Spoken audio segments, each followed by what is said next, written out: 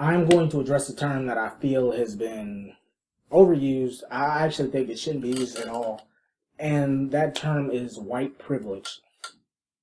What in the hell is white privilege? What is it? Is that, how are you privileged to be any color? Like, you should feel privileged to be alive. And I feel pretty confident in saying that. Like, anytime I hear that term, it just makes me upset because I think you put in for some random lottery, right? And then you win $50 million and you're like, well, I wanted 25 million euros. You know, it doesn't really make sense to me. Before I get accused of being an Uncle Tom or a sellout or whatever it is that somebody probably has to say for me, you know, contradicting their point of view, I just want to throw out there some statistics. There's 3.5 billion men and 3.5 billion women. Out of the 3.5 billion men, each man, your average man, will produce around 250 billion sperm in his entire lifetime.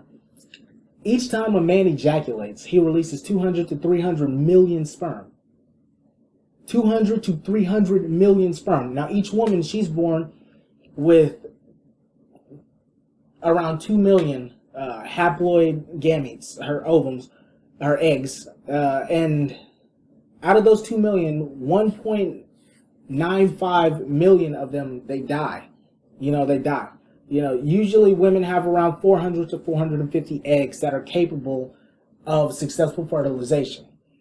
So, right there, if you're within those 450 eggs that manage to survive, wow. If you took 2 million and 250 billion, multiply that together. Now, those are the odds of you actually coming into existence between those two people, which is 500 quadrillion. That's not 500,000, that's not 500 million, that's not 500 billion, that's not 500 trillion. That's 500 quadrillion. 1 in 500 quadrillion. There's a 1 in 500 quadrillion chance of you being conceived after you find two people that want to mesh and make a baby together, assuming that's how that worked out for them. Not even mentioning the fact that there's 3.5 billion men and 3.5 billion women. Think about it this way. I take a dice, and then I take another dice, and each of these dice have 3.5 billion sides. I put them together, and I roll those dice. The possible combinations are the people. So you take all of those possible combinations, which is a number that literally, it's a number that big, and multiply those possible combinations of people getting together with the 500 quadrillion chances for two people coming together. That's the chance of you being alive. You have 1 in 500 quadrillion with two people. If only two people on Earth existed, there's a 1 in 500 quadrillion chance of you coming into existence. Now, all the combinations of people added on top of that, and you said that someone's privileged because they're white, that doesn't make sense. That makes you sound very, very not smart. I don't know how else to put that.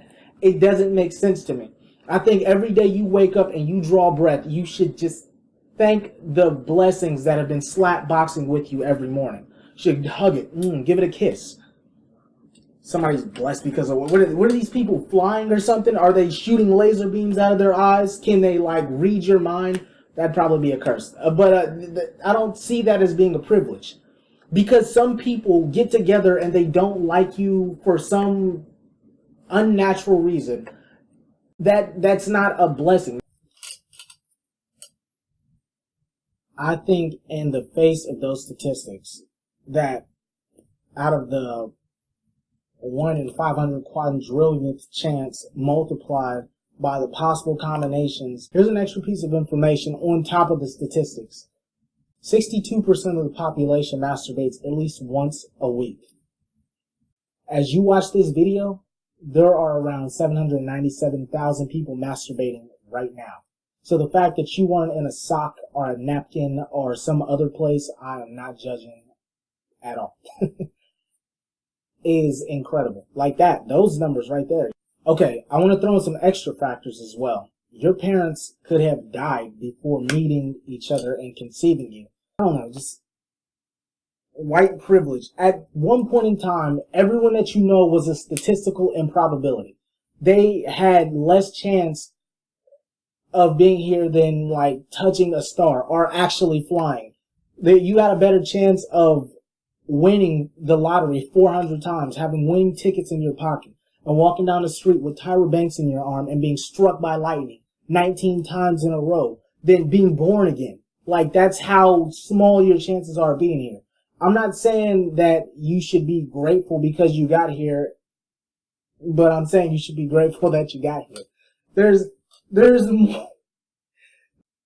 There are less known stars in the galaxy than chances of you being born again. The fact that you're here is absolutely remarkable, and I think you should, if you're not in awe of that, you should at the very least respect it.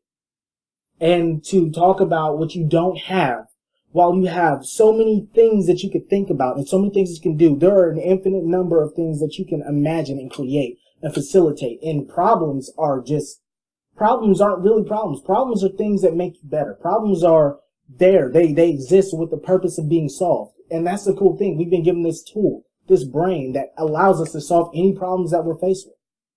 Instead of complaining about what you don't got or what you want, you think about it. You can think about a solution.